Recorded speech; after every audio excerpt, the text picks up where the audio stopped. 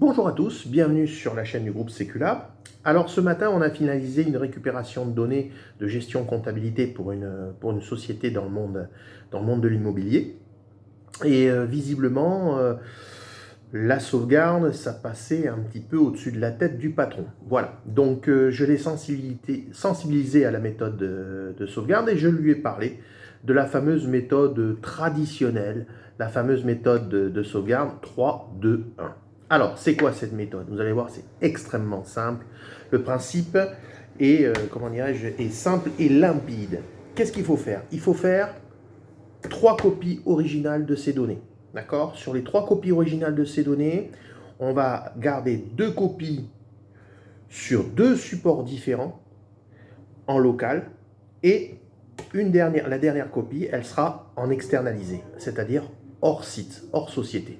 Alors, pour faire la sauvegarde des 2 premières copies, il faut que ce soit une sauvegarde qui soit sur des supports numériques différents. C'est-à-dire que soit vous pouvez faire ça sur un disque dur externe amovible, ou tout simplement un disque dur interne amovible qu'on sort de la tour et que l'on remet. Ce que l'on faisait il y a, entre guillemets, il y a 20 ans. Quoi. Voilà. Mais aujourd'hui, on y revient. Ça peut être aussi une bande magnétique qui est très fiable et ça peut aussi être en local un petit serveur NAS pour la sauvegarde des données. Donc ça, si vous voulez, 2 supports différents de manière à limiter, comment dirais-je, un problème de fiabilité si jamais il y a un souci. Voilà. Il est fort probable que les 2 systèmes de sauvegarde différents soient détruits en même temps, sauf cas de sinistre, feu, inondation. Voilà. Alors c'est pour ça que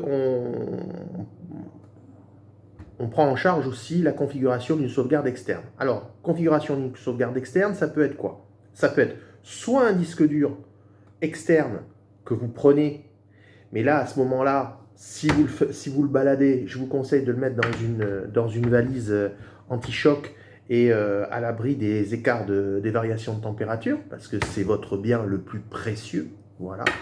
Vous pouvez aussi faire une sauvegarde externalisée avec une configuration vers un data center externalisé.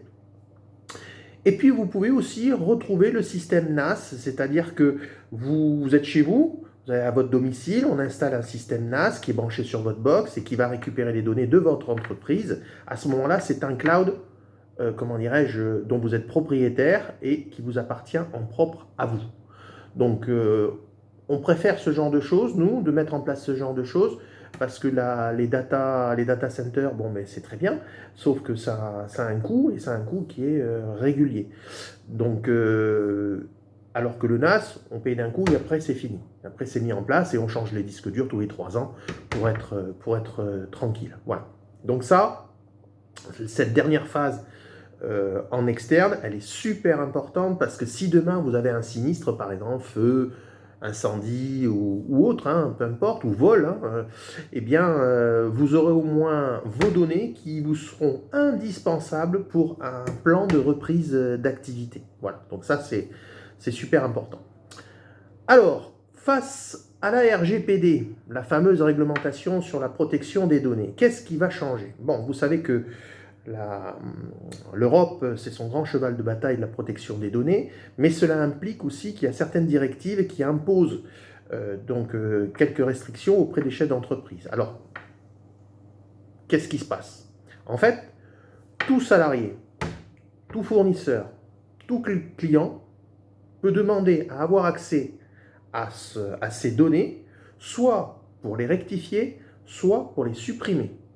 Alors, c'est là que la sauvegarde 3.2.1 pose un petit souci de manipulation, pour une raison qui est toute simple, c'est que si par exemple vous avez un fournisseur avec lequel qui vous dit bon voilà, on ne travaille plus avec vous, c'est fini, machin, ou un client, peu importe, ou un salarié qui s'en va, et bien à ce moment-là, il va falloir modifier bien sûr sur l'outil principal, le système d'information principal, sur le serveur, mais il va falloir modifier et enlever ou rectifier toutes les données sur les 3 sauvegardes. Donc ça, c'est de la manutention, c'est du travail supplémentaire. Alors il vaut mieux pas que ça arrive trop souvent parce que sinon vous perdez du temps. Voilà. Alors, ces systèmes de sauvegarde, c'est super important parce que quand on fait par exemple une récupération de données comme le client de ce matin, bah, c'est sûr qu'une des récupérations de données lourdes comme on a fait avec de la compta, de la gestion, déjà c'est du stress pour le client. Bon là on a pu tout récupérer, tant mieux. Mais pour éviter ce stress, ben, la sauvegarde, elle est faite pour ça. Alors, maintenant qu'il a récupéré ces données, je peux vous dire qu'il est conscient du système de sauvegarde qu'on va lui mettre en place très rapidement. Allez, à très bientôt sur notre chaîne du groupe Sécula.